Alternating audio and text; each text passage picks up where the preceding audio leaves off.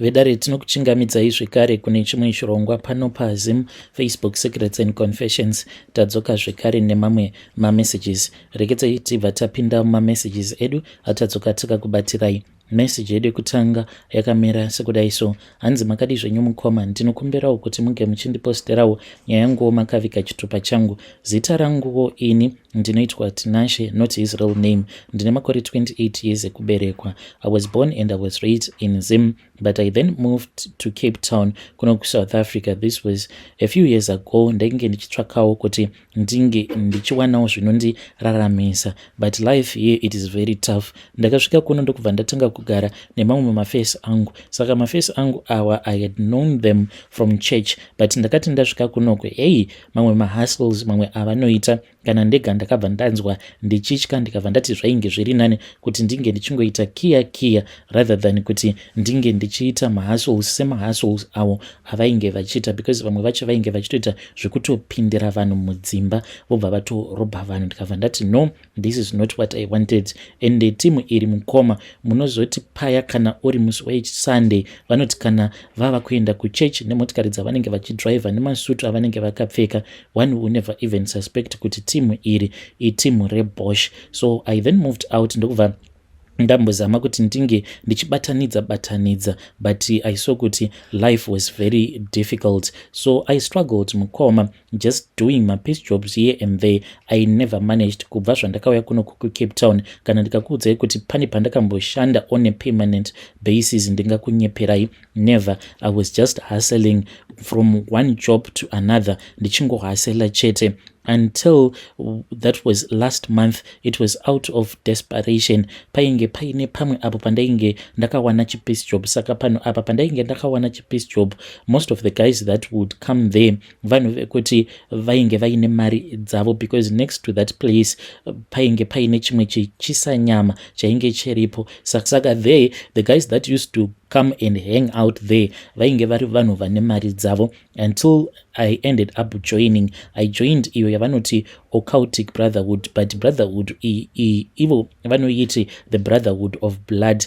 Saka I was given a promise that was too tempting to resist. Zvakaitika ipapo mukoma ndezvekuti one of the guys, when I was busy working, because I was just mowing the lawn outside of the place apo pandinoita mapiece jobs angu, saka akabva azondidana akabva ati iwe uya kuno. They offered me some beer to drink, ndikabva ndati no, I was a Christian. Vakabva vati manje uyu ndiye watiri kutotsvaka. Saka I could not understand when one of the guy gave me his phone numbers, akabva ati I was supposed to text him. Ndakabva ndazomutexta paya paWhatsApp ndokubva tachizotanga kutaura. Vakabva vazondiudza kuti the very following day they were supposed to have a party. Ndikabva ndati unfortunately I cannot come to that party because this party was going to be Saturday night, then Sunday I had to go to church. Vakabva vanditi if I was going to come there, he was going to try and offer me a job. So that promise that he made to me, it was too tempting for me to resist.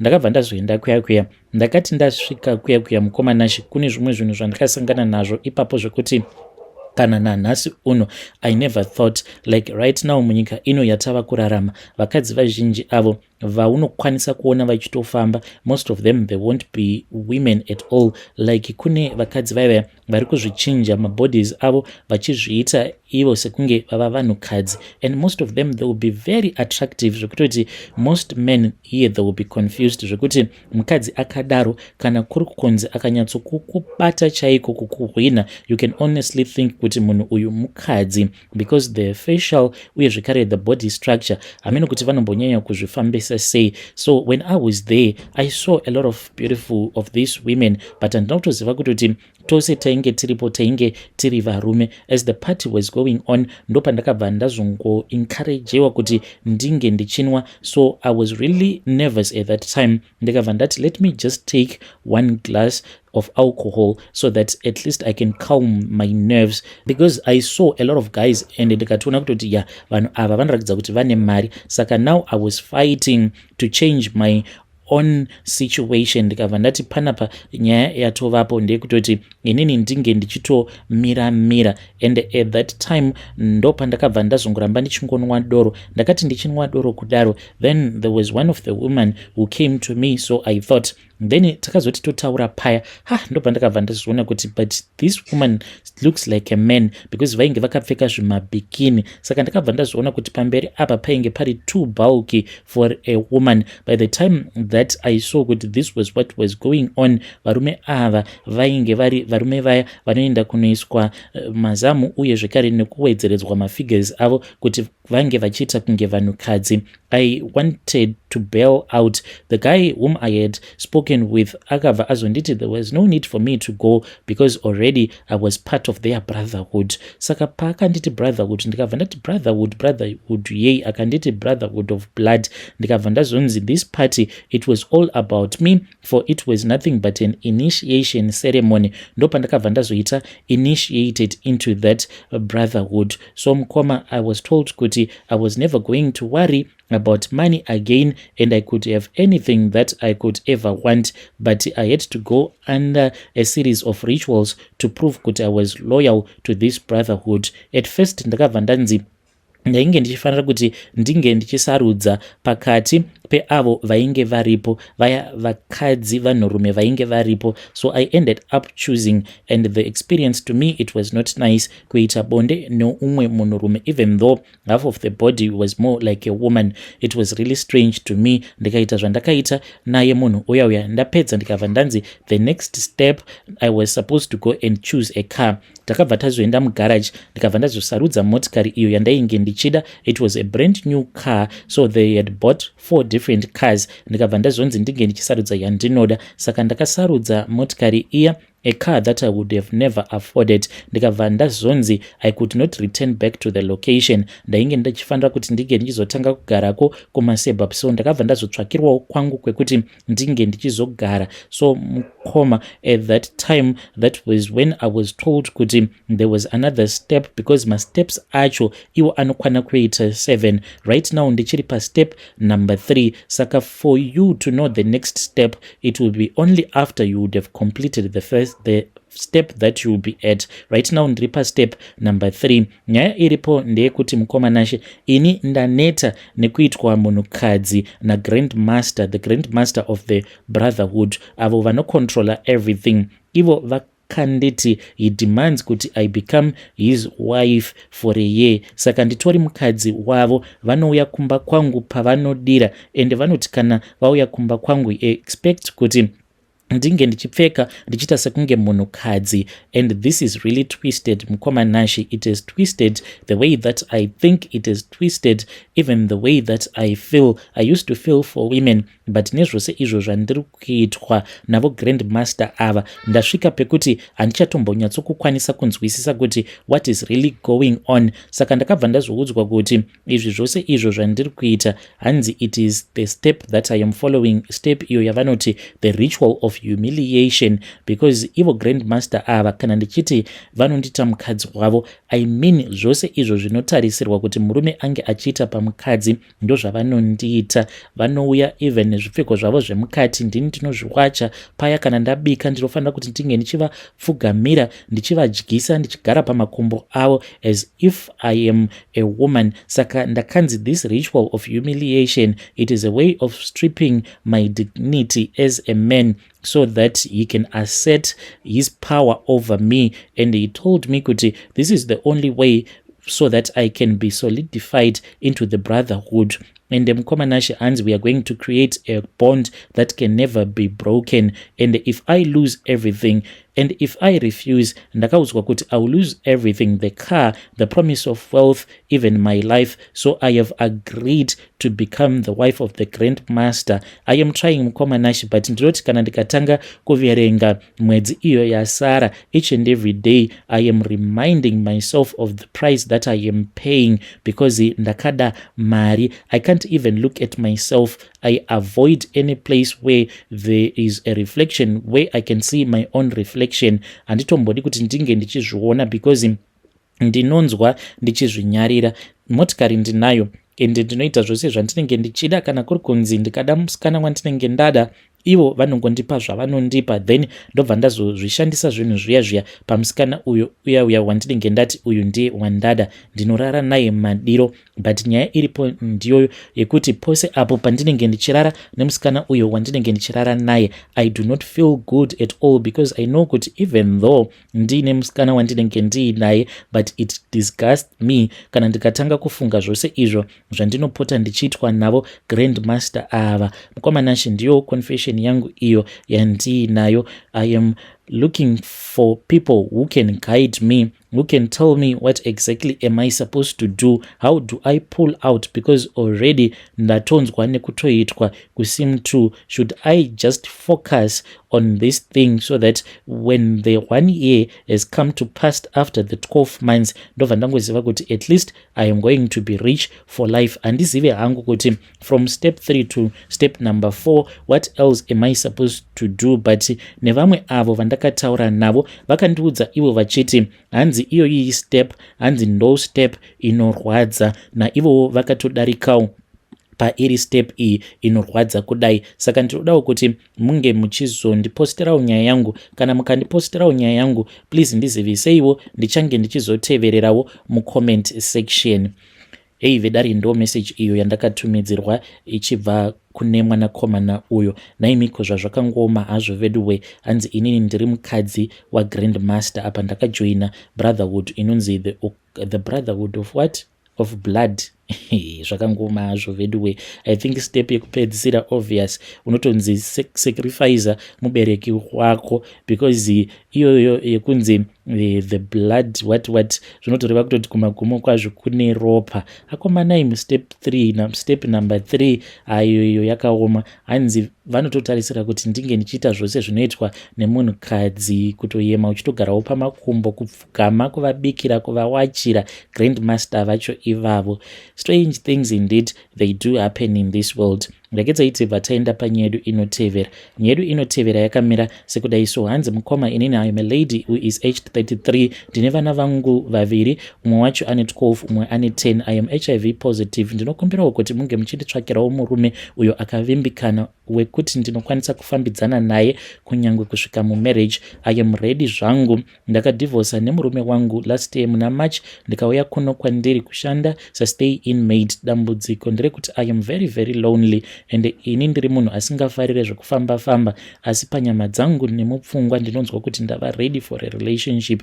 Ndingafara ndikawanawo a partner ane same status as mine. Uyezve mukoma, ini kana makanditarisa ndiri a classy woman, handidi kukunyeperai. Saka naizvozvo ndinotarisirawo partner anoonekera uyezve anokwanisa kundichengeta. Musapa vanhu vese vese nhamba dzangu, kana maposta notify me mukoma. Ndiyo nyaya iyo yandakatumidzirwa ichibva kuna vahanzvadzi vedu. So you can come to my inbox. Rekedzai vataenda panyedu inotevera. Nyedu inotevera yakamira sekudai. So hanzi makadii mukomanashi, ndinokumbirawo kuti munge muchisvitsa nyaya yangu kudare, asi kana muchinge mava kutumira chitupa changu mukoma, ndinoda kuti munge muchizova makachiviga. Ndiri mukadzi ane makore 34 years ekuberekwa. Ndakaroorwa ndine vana vangu 2. Mukomanashi, upenyu hwenherera inhava yebenzi. Inzwaiwo nyaya yangu.